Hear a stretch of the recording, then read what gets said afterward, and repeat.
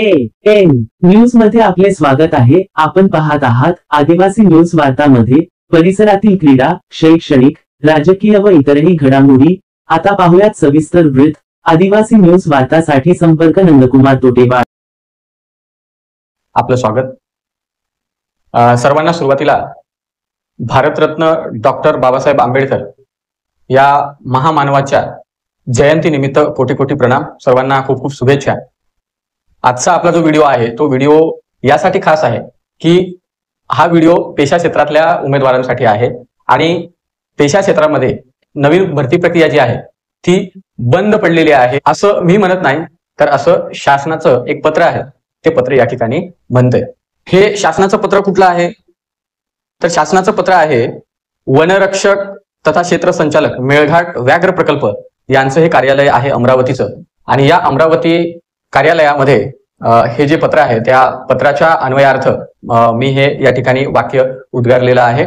आणि या पत्रामध्ये नेमकं काय आहे आणि पेसा भरती भविष्यात होणार आहे किंवा नाही, की आता जी काही पेसा भरती प्रस्तावित होती, जे त्या ठिकाणी वनरक्षक असतील, तलाठी असतील, ग्रामसेवक असतील, शिक्षक असतील, अंगणवाडी सेविका असेल, आरोग्य सेवक, आरोग्य सेविका आणि तत्सम जे काही कृषी सेवक वगैरे इतर पद 17 संवर्गाचे आहेत, त्या उमेदवारांना ज्या मानधन तत्वावर ज्या नियुक्त्या दिलेल्या आहेत त्या नियुक्त्या शेवटच्या आहेत की यानंतर पेसाची भरती होणार आहे, हे या पत्रामधून तुम्हाला या ठिकाणी कळेल। तर चला बघूया त्या पत्रामध्ये नेमकं काय आहे। हे पत्र आहे वनरक्षक तथा क्षेत्र संचालक, म्हणजे हे जे वनरक्षक आणि क्षेत्र संचालक मेळघाट प्रकल्प यांचं जे कार्यालय आहे अमरावतीचं, त्या अमरावतीचं हे पत्र आहे। आता या पत्रामध्ये नेमकं काय मेन्शन केलेलं आहे ते या ठिकाणी मी तुम्हाला सांगतोय।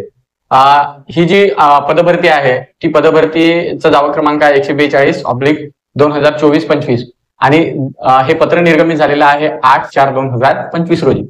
आता हे जे पत्र आहे हे पत्र कोणाला दिलेलं आहे, जे उप वन संरक्षक आहेत अकोटचे विभागीय कक्ष अधिकारी मेळघाट वन्यजीव विभाग यांना हे या ठिकाणी काय केलेलं आहे, देण्यात आलेलं आहे।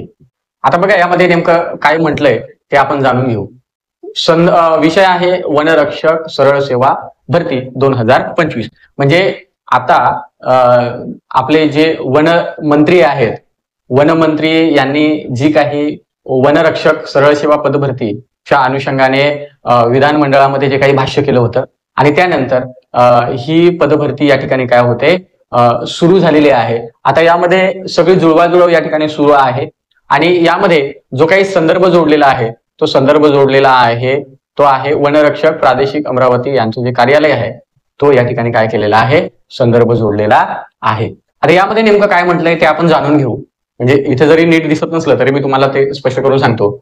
विषयांकित प्रकरणी संदर्भीय पत्राद्वारे वनरक्षक संवर्गातील सरळ सेवा कोट्यातील रिक्त पदे भरण्याकरिता जाहिरात देण्याचं काय आहे, प्रस्तावित आहे। आता वनरक्षक सरळ सेवा भरती म्हणजे हा गोल्डन चान्स आहे की वनरक्षक सरळ सेवा भरती ही 2025 होते। यामध्ये आता कुठल्या कुठल्या विभागामध्ये कशी पद आहेत ते तुम्हाला या ठिकाणी मी सांगेल, परंतु पहिल्यांदा या पत्राचा जो काही अन्वयार्थ आहे तो आपण काय करूया, समजून घेऊया। आता यामध्ये त्यांनी दिलेलं आहे की विषयांकित प्रकरणी संदर्भीय पत्रान्वये वनरक्षक संवर्गातील सरळ सेवा कोट्यातील रिक्त पदे भरण्याकरिता जाहिरात प्रस्तावित आहे, म्हणजे पुढे भरती येणार आहे।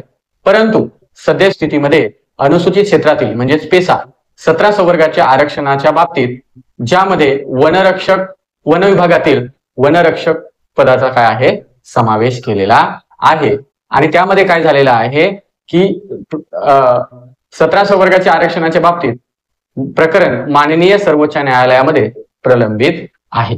आता ही गोष्ट आपल्याला सर्वांना पेशा क्षेत्रातल्या उमेदवारांना ज्ञात आहे की 17 संवर्गाच्या पदभरतीच्या विरोधामध्ये आणि राज्यपालांनी दिलेलं जे 17 संवर्गाचं त्यांच्या कोट्यातील 5व्या अनुसूचीच्या अधीन राहून शेड्यूल एरियामध्ये जे नोकर भरतीमधलं आरक्षण दिलेलं आहे ते काय झालेलं आहे, बिगर आदिवासी हक्क बचाव समिती आणि सामाजिक विकास प्रबोधिनी संस्था या लोकांनी काय केलेलं आहे, या संस्थांनी काय केलेलं आहे, चॅलेंज केलेलं आहे आणि त्यामुळे ते प्रकरण काय आहे, प्रलंबित आहे। आता आपल्याला याची पूर्वकल्पना आहेच की ते प्रकरण प्रलंबित असल्यामुळे 2023-24च्या ज्या काही भरती प्रक्रिया चालू होत्या त्यामधल्या मुलांना